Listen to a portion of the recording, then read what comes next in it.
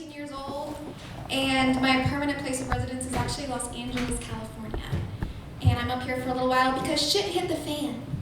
And really quickly, censorship warning, I'm gonna swear. If you don't like that, don't listen. But anyways, my permanent place of residence is Los Angeles. And one of the biggest differences about LA from here is the driving. I don't know if any of you guys have ever heard of LA driving. Have any of you ever driven in LA? We got one right here, one right here, one. Okay, there we go. Well, the first time I ever drove in LA, I pissed my pants. Genuinely, I peed a little bit. And I remember I was driving, I'm sitting there, and my mom's right next to me. She was driving me down to go to school. And I'm there, and I'm holding onto the wheel. I said, Mom, Jesus Christ, fucking balls, let me out of this fucking freeway. And I swear to God, it was one of the scariest moments of my life. Like, I was hitting on the gas, and I have a little Honda CR-V, like I used to have her until I wrecked her about a week ago. But she didn't have a lot of pickup, and I had all these fast cars, Teslas, David Dobrik's driving by me, and I'm just like, oh baby, just a little more, you can do it, just baby, a little bit more. And yeah, it was probably one of the scariest moments of my life. But anyway, that was my first experience in LA.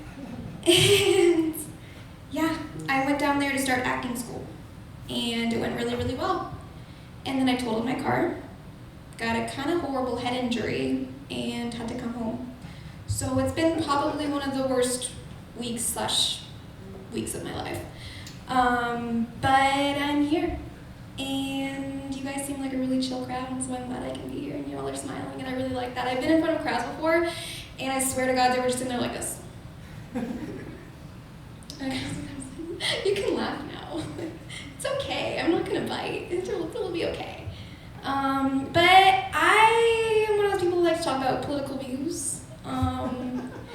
And sadly, it's feminism. So I grew up here with a lot of conservatives, and I wasn't really a feminist until I became shit poor.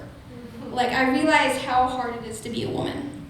And I remember I came up with this set when I was in the grocery store, 10 p.m. at night, trying to buy tampons, and I didn't have enough money because of tax. And it was like, I remember I was sitting there, and I started crying. Like, the store clerk was like, hi, I'm being kind of disruptive. Like, well, I don't have enough money to buy tampons, fuck you. And so we're gonna talk about reasons to be a feminist, and it's gonna be cool. So we're gonna talk about tampon prices.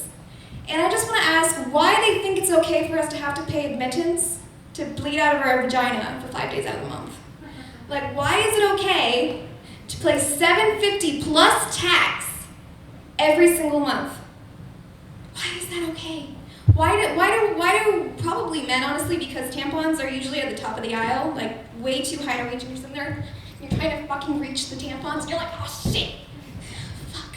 Okay, no, I can get it, you mansplaining ass, I can get it, thank you. I try to reach it again, I'm like, thank you. And, I don't know, it's kind of a bummer to be a woman sometimes. It really is. Because we have to deal with this 5 days out of the month, and we're not guaranteed a good kid.